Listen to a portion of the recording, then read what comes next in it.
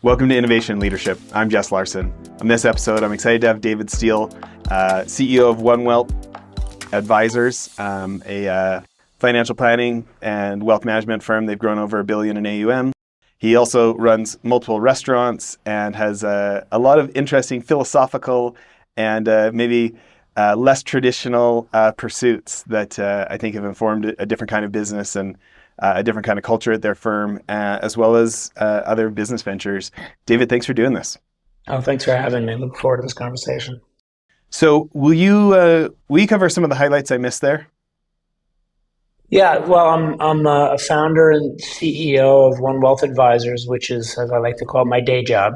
That's what I spend the majority of my time on. But I am also the founder and executive chairman of a restaurant company called Flower and Water Hospitality Group that has 5 restaurants and a consumer packaged goods division.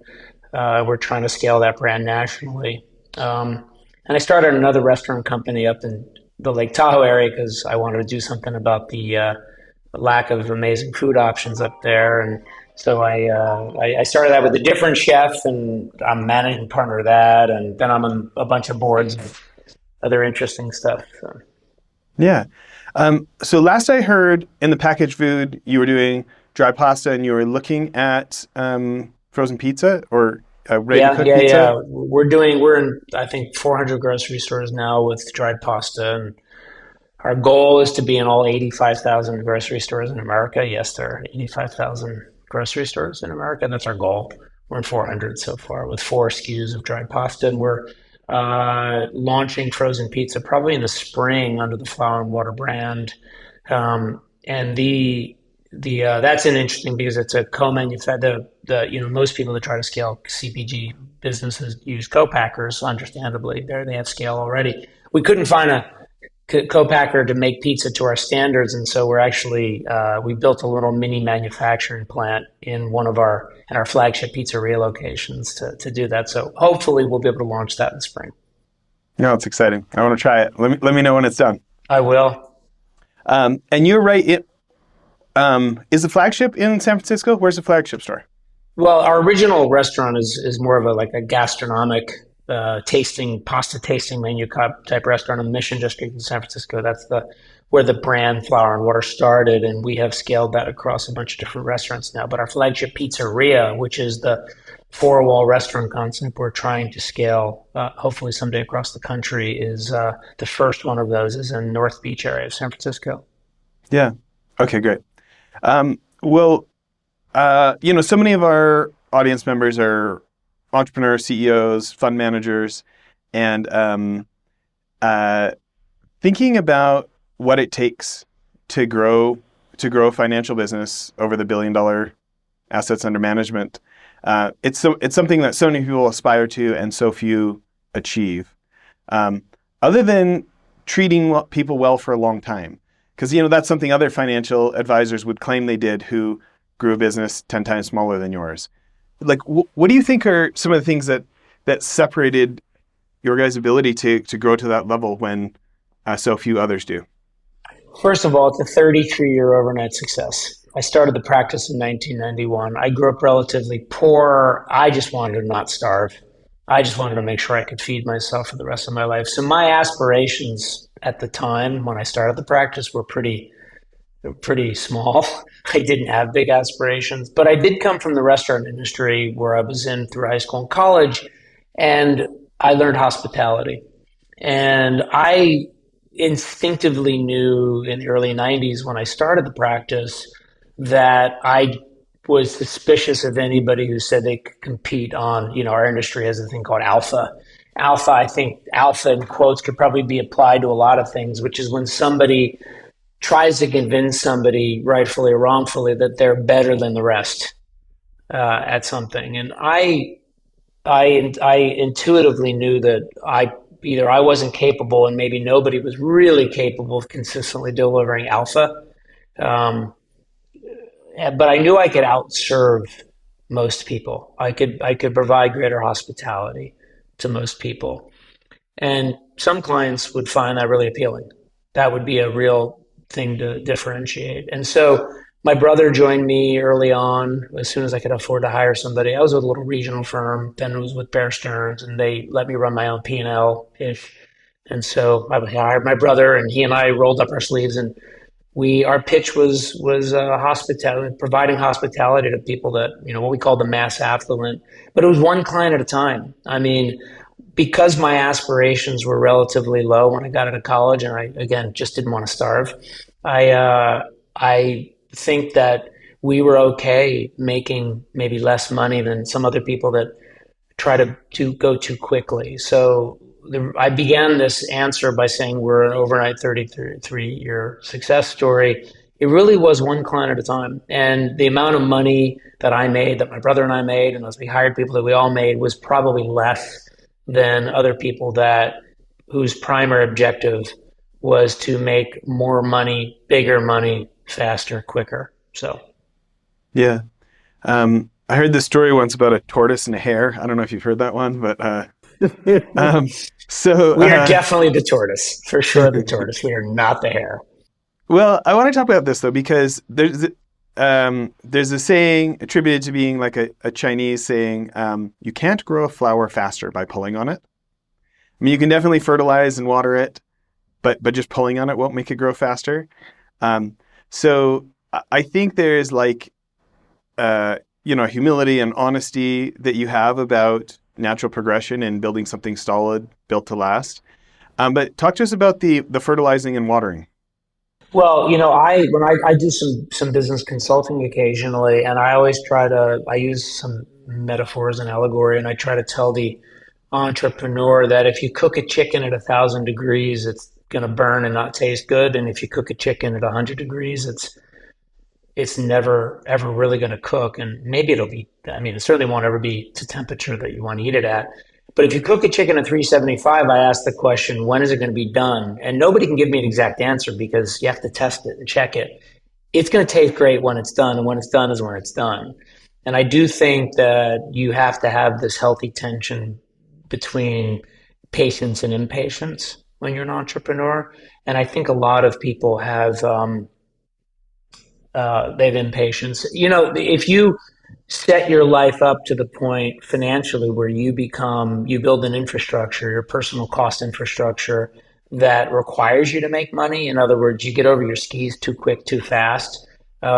You set yourself up to make decisions that may be in your short-term best interest because you need the cash, but are not in your long-term best interest because they're not sustainable, sort of annuitized subscription model based type businesses or relationships. So I've always pursued the make less money, keep my costs low personally, not feel like I'm desperate to, do a trade, if you will.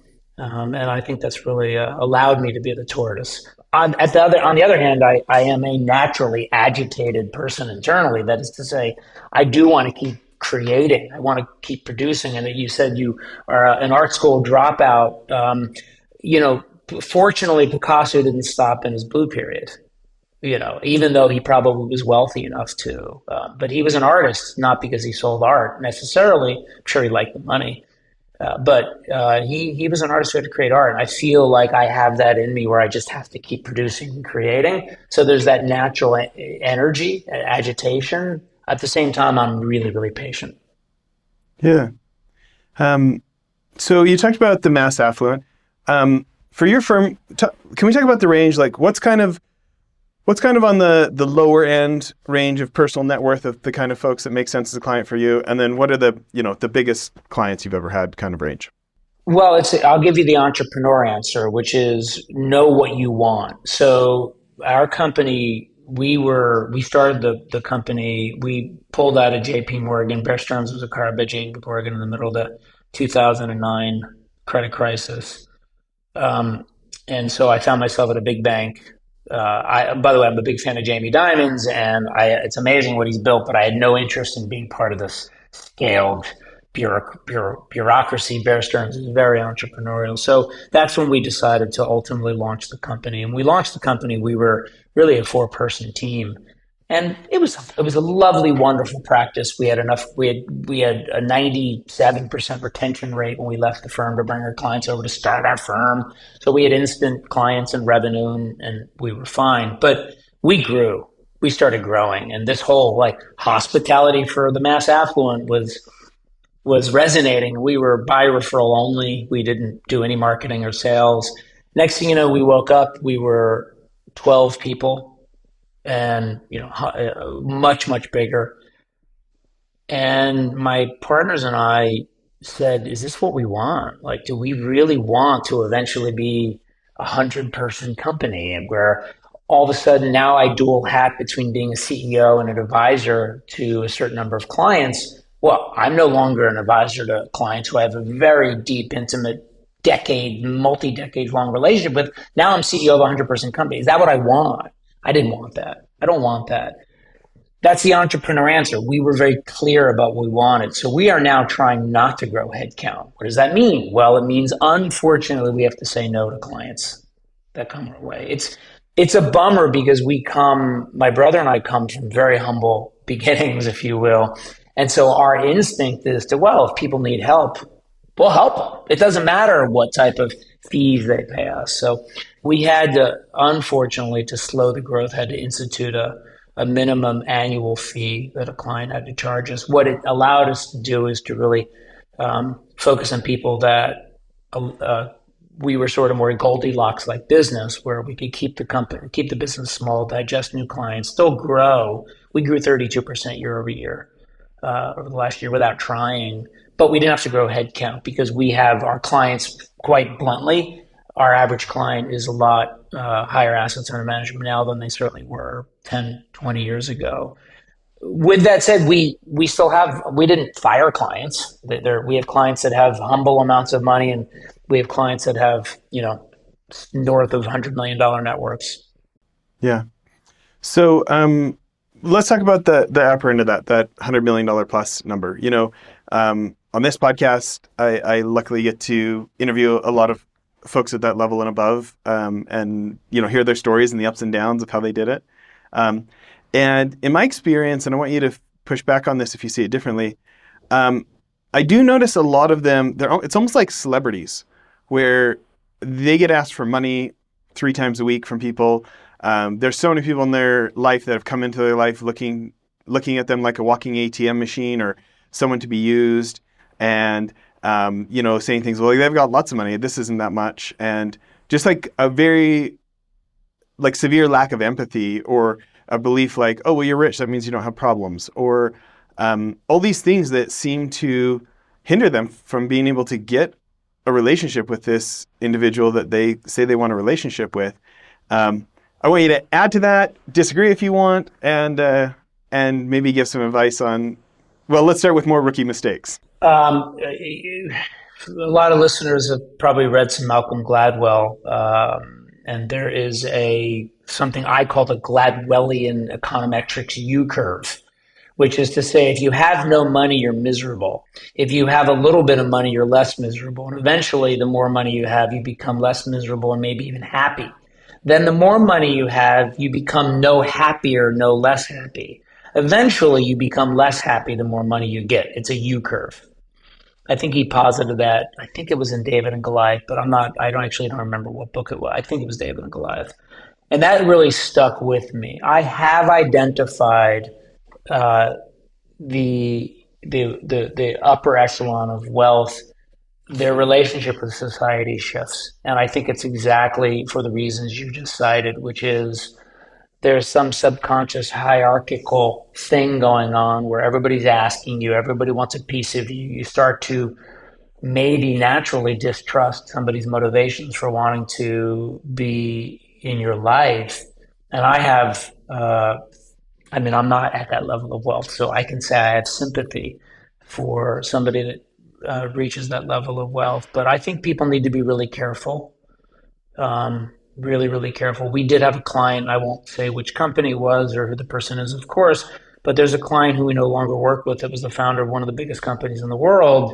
And it went very bad psychologically. And I do, you could Google or ChatGPT, you would do now. You could check out something called sudden wealth syndrome, which is it's a thing, and there are psychologists that specialize in this. And I think that if there was a if the if the market was bigger, there'd be books written about it. But fortunately or unfortunately, I don't think the market is big enough to justify books being written about it. But it's a thing. You're onto something there.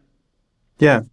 So, advice for whether it's investment fund managers or CEOs, founders listening today on starting relationships with people who maybe have even more skepticism than a regular client.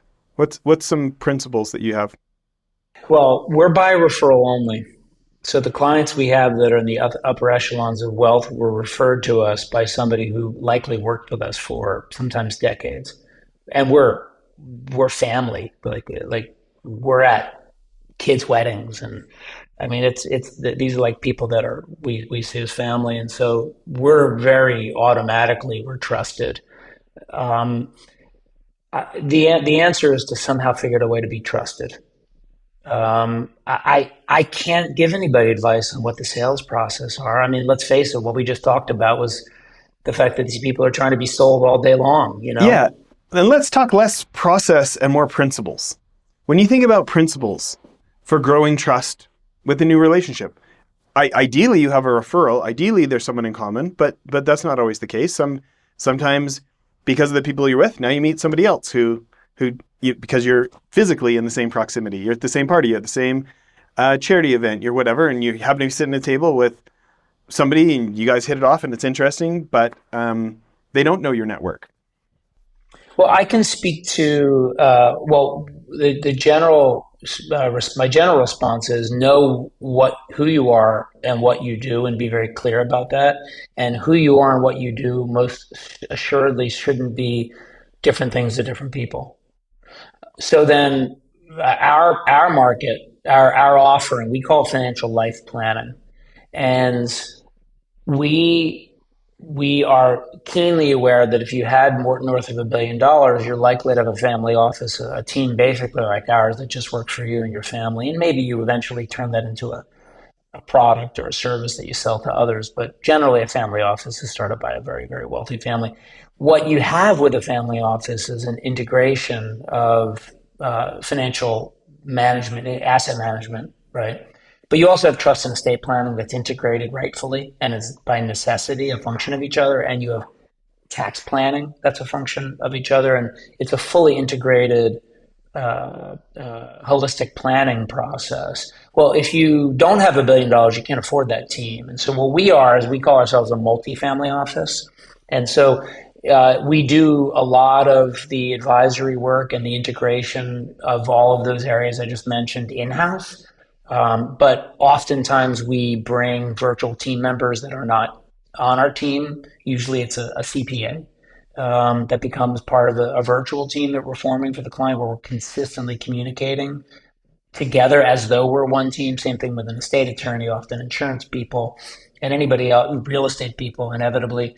We really try to create a spirit of a virtual team where we really are a de facto singular family office for these clients. That's who we are. That's what we do. And so if I were to meet a billionaire that says, "Oh, I like the sound of what you do, and you seem like an interesting cat. Like, what do you have access to that you can get me access to?"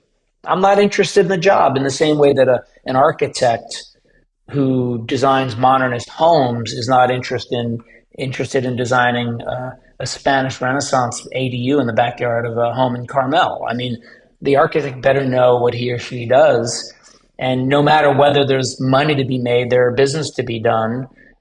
Saying just know who you are, know what you do, and I think that's going to be.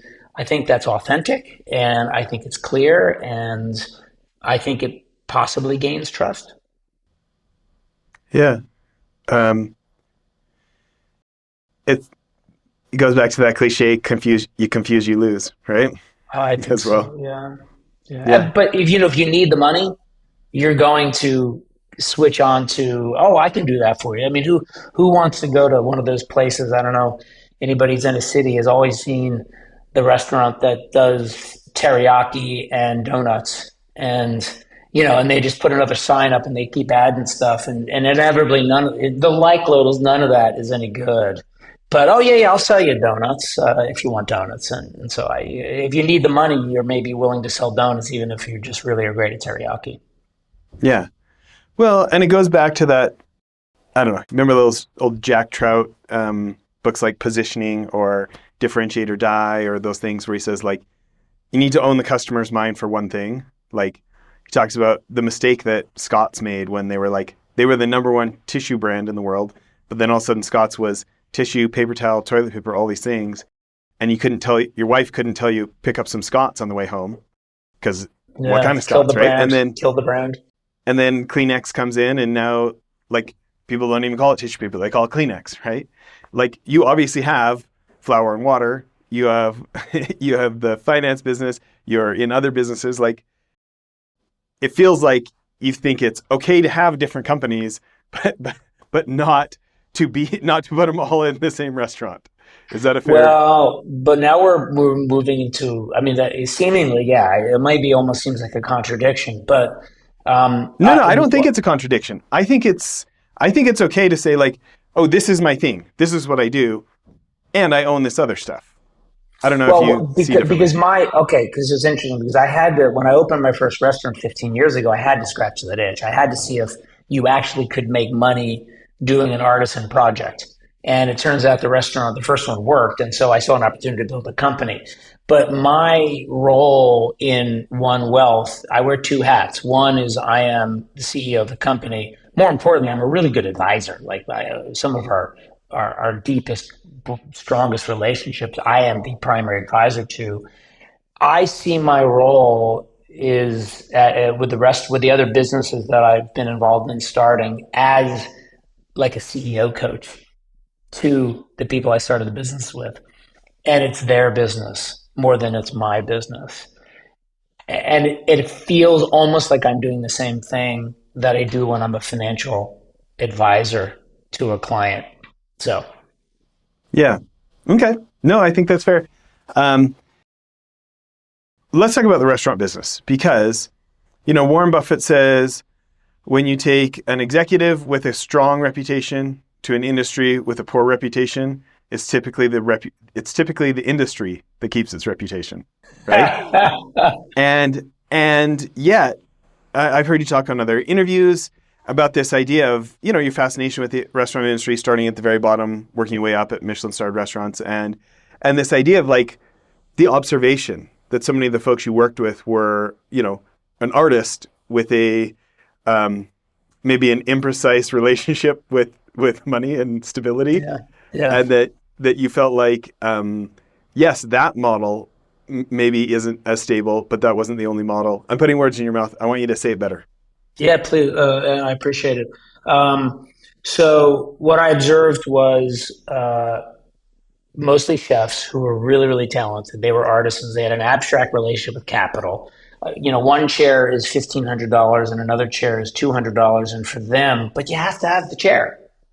It's just, capital is abstract. And these were not disciplined business people. These were artists. And they were, upon reflection, what I realized was happening was the restaurant industry is a very sexy industry. It's almost like a living, breathing arts project, and an art installation project where you can, as an investor, that is a capital provider, you can live and breathe in your investment. You can actually eat in it, which is really, really cool. By nature of that, people with the means to invest in restaurants invest with undisciplined artists. I only know that upon reflection. Instinctively, I knew something was wrong, but I didn't understand that that's what was probably happening. And so my hypothesis was that you could create an environment for an artist to do their art. But I like to say you have a sandbox. It's a certain size. There's a certain type of sand. There's certain tools you're providing the artist. Now go make whatever castles you want in this sandbox with these tools in the sand. And they have constraints, healthy constraints. And the constraints are fiscal discipline, legal discipline, Um, So give us an uh, example. Give us an example of, I am fascinated with movies and writing movies and making movies and analyzing movies. So we have a number of Hollywood folks on the show. And there's another place where there are a number of artists with an abstract relationship to capital, right? Um, yeah. and, just this week, I had a line producer on. Martin Scorsese, there's this like Martin Scorsese Presents movie called The Card Counter with Oscar Isaac and, I saw the it. Good guy, movie. I liked it. okay, guy who wrote Raging Bull, the Yeah. guy from Raging Bull and Taxi and stuff. Paul Taxi. Schrader Yeah. directed it, right? Yeah. That's Taxi right. Driver, and Taxi driver. his job as a line producer is to tell the director no. Like his job is to be the financial responsibility with the director, and he talked a lot about this idea of empathy and understanding and politely saying no and helping them think about it more as trade-offs than a no, and like the game of like how can you get the best out of the artist by not discouraging them while also keeping the commitments to the financial obligations. Can you talk about what that looks like in the restaurant industry, since It is. It is different titles and really, different roles? it's literally the exact same thing. But I will tell you that this line producer and me, let's just say we are similar in our roles in these organizations. Let's just say for a moment that we agree that we're never 100% sure with anything we say. That is to say, we're not sure that that $1,500 chair shouldn't actually be purchased. Instead, the $200 chair should. It's a healthy tension. And it's the humility, it's the spirit of collaboration to hopefully, through a process, arrive at highest probability best decisions, knowing that we don't actually know what the right answers are, especially when we're talking about something like a movie or a restaurant where you can't really say, why was it great? You can try to make up a lot of words to be a critic of what your experience was with this movie or this restaurant. But really, at the end of the day, words will fail us in that regard. There's just something that I'm sure other languages maybe have better words for than English do. But that's what we're after. We're after that magic that is this, and we've all seen movies that were great that were financially unsuccessful. And we've eaten at restaurants that were great that were financially unsuccessful. We've also seen, no offense to movie hero movies, but I don't think any of them. I think even the great ones are not good because it's The superhero movies. the superhero movies. Yeah, Okay. it's the marketing department writing the script. I'm pretty sure it's because the marketing department is writing the script and they have uh, you know the next film in mind when they introduce new characters, and they're a hot mess. In the same way that I don't want to eat at TGI Fridays or Applebee's. And they could be financially successful, but they're not inspiring to me. I don't enjoy the experience, and so I think it's this healthy tension between fiscal discipline and artisanship that I'm really interested in. I do love that you drew the analogy with a movie because I never thought of it, but it seems like it's probably the same. Yeah, I think part of the reason that it works with this guy Jake Van Wagner, who was on my friend Brad Johnson, who's a director and a producer and a writer. We co-host some of these, right? And Jake's one of his friends, and I think part of it is that Jake is also a director and he's a showrunner. There's this comedy show called Studio C that has like 3 billion views on YouTube. He's the showrunner there. He just directed a Hallmark movie, and he's a line producer on like movies with the biggest actors you can think of, and and he's like an improv comedian himself, you know. And so my guess is that the reason he, he gets to be a line producer with Paul Schrader is because of his connection to the artist side while being able to have the discipline. My guess is that your chefs stick with you because of your passion for the artist side of the food and that ability for it to not feel like they're just working for an accounting firm. Do you see it differently? Is that a bad No, assumption on my part? I see it the exact same way, and I'd like to think that the culinary teams at the restaurants know how much I love and respect their craft, and in fact that when we have to be firm on things that maybe are counter to their ideals or their decisions, that it's really in their best interest. There's very little we would do uh, where we would say no. It's more likely, well, let's talk about it. Let's figure it out. Let's analyze it together. Yeah, I'm going to make another analogy. I want to tell me if you hate it. So, so at our real estate business, what we're doing now, I partnered with a family of kind of, that $100 million plus kind of family, right? These brothers built their tech company into the billions, own the vast majority of it. And we are buying like high-end luxury second homes, like $10 million. The first one was they did a $10 million home on the beach in Oahu, Hawaii. And they put owner groups together. So, most second homes only get used 5 weeks a year. So, why pay the property taxes and the maintenance on the other 80% of the year you're not going to be there, right?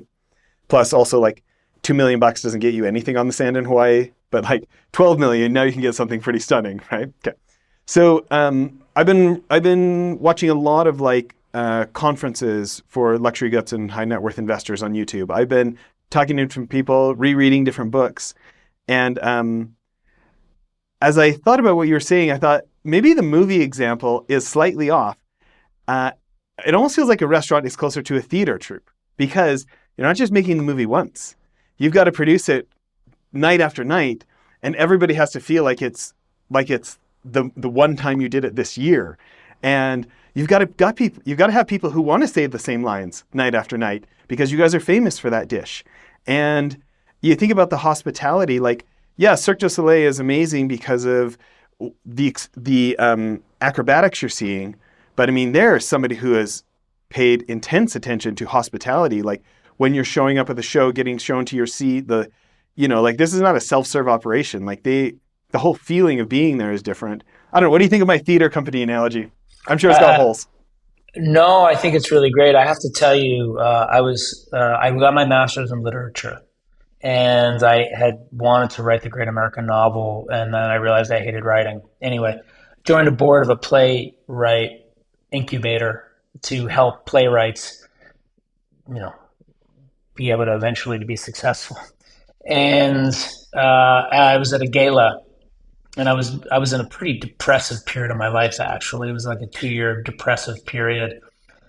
And lights go up on the stage at this gala, and actors come out. They're wearing costumes, music's playing, and a light bulb went off for me, and I said, I'm going to write a play. Think about this for folks. In your multifamily office, these customers need to keep having that experience of like they're still just as welcome to this week as they were last week. Think about, in my case, where our team is going to oversee, we just hire the best property management company in each city to run the different properties, right? We're going to have to spend a lot of time. Those aren't our employees. We're going to have to spend a ton of time making sure that property management company is meeting our standards and there's accountability and there's the feeling and that so that when this high net worth family that has this, place in Tahoe, Park City, Aspen, Malibu, Newport, I don't know, wherever it is, right? That they feel like this is the Four Seasons. They feel like this is the Ritz-Carlton. They feel like they feel special. Like I've heard you talk about, and I'm going to get it wrong. I think you framed it as love and the feeling of importance. Tell me what you talk about there. I think, I've said it before. I think all human motivation is based on a desire to be loved and valued. And I think that if you stop for a moment, and anybody listening can do this, and just think about anything you've done and why you did it, I think you could probably sort of first principle style go and say, well, really it's because I just want to be loved and valued. And you maybe have heard me say also that feeling valued is just another way of saying somebody saying I love you. Yeah. And so really at base we just all want to be loved. And I think, and correct me if you see it differently, but I think it's like even more important in the higher margin businesses that serve the people who financially have the choice to go somewhere else. Like, the dollar store in our town, I think those cashiers feel active hostility. Like, you are ruining my day by being here. I was on my phone. Why do you have to bother me by buying something? You know, So they have true. no idea what's in the store. They have, it's like an extremely painful experience. My wife's like, go get some party things for a birthday. I need streamers. I don't know. It was like a painful experience to go in there, right? And like, if it wasn't just so absurdly cheap, no one would be in there, right? And but those businesses where at a really great restaurant, that's going to cost something, and so this idea of the like them feeling loved and valued because of, like you said, the set and the lighting and the attitudes and the love of the people there for actually liking what they do and liking the people they do it for. And I was a teenager and really into like grunge of the 90s. Okay. And Me uh, too. all my friends loved bands like Foo Fighters and Silverchair, and I was more into Nirvana and Metallica and stuff. But I Rightfully. I went to this concert with, it was Hole, Courtney Love and Hole and whatever, and Sure. Silverchair was there, and it's like '98 Edgefest, Edmonton, Alberta, Canada, and Silverchair loved being on stage so much they turned me into a lifelong fan. I've been listening to music for at least 5+ years because it's in my friends' cars. We're listening to it on our way to go snowboarding, whatever, right? They were like leaking energy. I mean, like no other band in the entire festival. It was just electric, Honestly, I don't think I felt that since until like 2 years ago. I finally went to a Metallica concert, and it was like where the Utah Jazz play, and filled to the rafters, and the song "For Whom the Bell Tolls" comes on, and the entire arena is singing it at the top of their lungs, and it was just this like electric sizzle that I don't know exactly how to describe it, right? Well, you said something that made me realize, and I never thought of it this way. It's binary. That is to say, the person serving you cares about you and wants you to feel cared for, or the person serving you doesn't care about you and doesn't want you to feel cared for, even though they're acting like they do. I don't think there's too many people, right? And that just occurred to me that I think instinctively when we employ people, we probably should listen to our intuition as to whether or not these people genuinely want to provide loving hospitality, well, or back to don't the they? theater. Well, back to the theater troupe. Like those people want to be actors, you know. Chefs. Like I completely, as I'm a visual artist, paint, draw. I do sculpture, but as a visual artist, I love cooking. It's like my relaxing thing. My wife harasses me. It takes me 2 hours to cook something because I'm sitting there listening to my audiobook. It's like this like spiritual experience, but it's like so joy producing when I made something that people haven't had before, that my own family hasn't had before, and they really, really like it, and they go back for seconds and thirds, and it was like this like shared love experience. So I'm so with you on the art of cooking, but not for my wife. Often cooking is stressful for her. She kind of hates cooking because it's not her natural talent, and she hates disappointing people, and it's not a pleasurable experience for her, you know? And so it's like, I'm just like making realizations here. Like you gotta hire someone who wants to be a chef for that theater Yeah, troupe, right? yeah, for the right reasons. In other words, who wants to be a chef because of the Food Network effect on the glorification of chefs, and for accolades, rather than their innate desire to cook for people. Well, There's a pretty big difference. how many people want to have written a book versus how many Yeah. people like writing books, right? Yeah, I was one of those. I mean, I went and spent years getting a master's degree in something completely unrelated to my professional endeavors uh, that was motivated by my desire to write a book, and I hate writing. Yeah.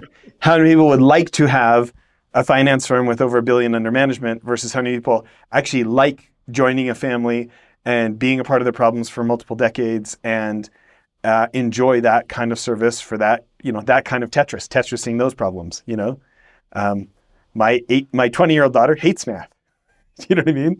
Like, she's very friendly, she's very enthusiastic, and she hates math. Even if she was good at it, that's probably not the right role for her, right? Totally. That's exactly right. Let's go back to the business, though. If we were going to give, let's say there's some other wealth management firm listening today, it's somebody like you were 20 years ago or 30 years ago, and they're trying to figure out what kind of wealth manager they want to be, how to grow. What's a tangible thing other than have great service, earn referrals? Well, we put on our website and everywhere we can talk about it. We talk about our desire is to help our clients live happier, more peaceful lives. We tell clients that if they work with us, the probability is their net worth is going to be smaller when they die than if they don't work with us. All right? We're going to constantly help them calibrate a healthy balance between their capability of spending and the choices they make. And we're going to help them think about the psychoanalytic rich territory of the goals and why they are their goals and whether their decisions are consistent with their goals once those things have been unpacked. That is to say, we heavily lean into the humanistic stuff in addition to, of course, the service, and we heavily lean away from the technical stuff. And so I think earlier. I think you had said something earlier about some books that you were referring to where it talked about making sure you know what your niche is. I really do think you have to pick your niche. And I tell anybody who has asked me for advice about starting a business, I tell them that you absolutely cannot be all things to all people. You have to choose your niche and you own it, but it should be ideally based on your ability to easily find a playbook. And what I mean by a playbook is who else has done this over and over and over again successfully. Maybe it connects to your Warren Buffett comment earlier about, a good operator in a shitty industry is it's the industry who's going to win, not the operator, which I really like. But financial services, if you're a good person and you work really hard and you care and you're copying a model that has existed before you and has been successful countless times, where you can maybe even talk to people and start piecing together what the step-by-step playbook is, you're going to succeed if you're patient. You're going to succeed. You just are. Now, of the people I started with in 1991, when I was a 24-year-old kid out of college with a bunch of other, idiots next to me with a phone book and a telephone, there's like two of us left from that group. But it's not that there are two of us left because it was a really challenging business to succeed in. There are two of us left because we were the paid ones who were one client at a time patient. And we followed a playbook that I had studied and really executed with a very systematic, disciplined way every day. The other thing is I'm very resistant. When we crossed $1 billion in assets under management, my team I was allowed about 7 minutes to celebrate in a meeting we had. And I just kept quiet. And after about 7 minutes, I said, okay, so I want to explain something. I don't really care that we crossed $1 billion in assets under management. I don't really care what our revenue is. What I care is what is our behavior every day. And if we did the right systematic behavior every day, and that's what we celebrate. What are some examples? What are some of the right behaviors for a multifamily office? Okay, so when I was building the practice from ground up, I had a sheet in front of me, and I dialed the phone 500 times a day. I would not leave the office until I made the 500th dial. I learned that I could talk to 70 people, and of those 70 people, 10 would be willing, would be qualified through a few questions I would ask them, and willing to meet with me sometime in the future to continue the dialogue. And I had a little newsletter I did, and we emailed them, and well, it was before email. I actually mailed them a newsletter back in the 1991. And so I got really excited every day I hit 500 dials. I didn't get excited about the 70 names, although there was information there. If I only talked to 30, then my sourcing of phone numbers was an opportunity to improve on that. But I got excited every day I hit 500 dials. And I never got excited if I got a client. If once somebody became a client, I would only allow myself to get excited if I made the 500 dials a day. I love that story so much. In 2001, I got a job. 2002, I was a newlywed, moved to Huntington Beach, California from Canada, going to be a surfer. And I had a job at a sales training company, and they got us to track our numbers. And I figured out that I booked one appointment for every 50 dials. And so there it is. I made 100. I'm so impressed with your 500 a day. I made 100 calls a day, and I booked my 2 appointments. And then they moved our division to New York. I went and worked at Black & Decker in Laguna Niguel. And then my boss called me back and said, hey, do you want to own a company with me? I've got a deal. We can sell leads back to them plus have the West Coast. So quit Black & Decker, literally moved into the garage in our 700 square foot duplex a block from the beach in Huntington. And I'd get up at 5 so I could make 100 calls to the West Coast. We could sell 2 appointments to the West Coast office and then make another 50 calls. So to the East Coast and then make another 50 calls to the West Coast, where we were in California for an appointment for ourselves every day. And I played this game where it was I was trying to get 49 no's. It was I wasn't disappointed with no's. No's are okay. And I know it's just a mental game, but I was trying to get my 49 no's as quick as I could because I knew that's another appointment. And I had my little ticks. I literally just had these little ticks, cross out the 5, ticks, cross out the 5, not flustered by the no's because I was trying to get my 49 no's. And it's just a mental game, but it helps you deal with rejection and all sorts of things that I feel have shown up later in my life.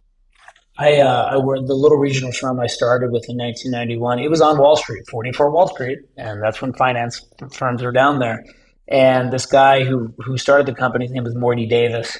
And every once in a while, he'd come down and talk to all his young bucks, and he would tell the story about when he started, he was a vacuum cleaner salesperson door to door, and he would walk from door to door, and every single time somebody said no to buying a vacuum cleaner, he would say, thank you so much. And they would inevitably say, why are you thanking me? I said, no, because that's one less no till I get my yes.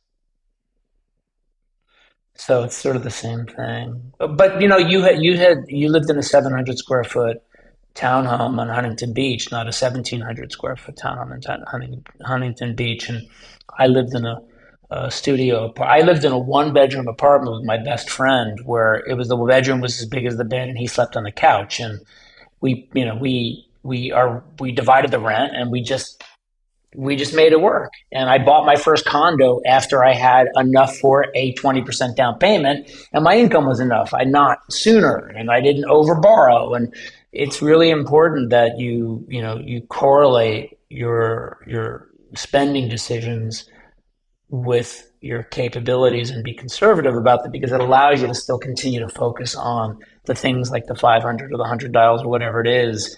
And whether you win or lose the client doesn't really change whether you can afford your life. Yeah. However, I will say, to me, it's a lesson in choosing your sport. I don't care how much you like volleyball. If you want to make basketball type money, I'm not saying you can't, but you should probably play basketball, and you look at me doing that in the sales training business versus you doing that in the finance business, and the likely results we saw differently, and so it's kind of this idea of it's like hard work times selection, it's intelligence and continuous improvement times which sport you're applying that to. It is another lesson for me. What was great about, and I didn't realize this at the time, but what in retrospect was really awesome about what I chose, it was sales. Unfortunately, we don't have to do any sales anymore. We're by referral only, but it was sales at the time. But what I didn't realize that I was selling was not a transaction, but what ended up being an annuitized lifelong relationship. I mean, holy crap. Like, I didn't think about that at the time. And then once I saw the math, it was like, yeah, you can really take your time because inevitably this is going to be a big business that is subscription based model, if you will. Yeah, no kidding. Well, what are the websites? Where can people follow you online? Where can they learn more about see your dry pack pasta, the Yeah, I mean, finance firm, all the things? I built a silly little website, davidsteele.xyz, that has all my stuff on it. And it then links to, again, my primary thing is One Wealth Advisor. So it brings you over there, but it also links to the restaurant stuff and the stuff I'm on the board of. By the way, I'm on the board of a couple of music industry companies. I love music also. And so you can see all that there. That's so fun.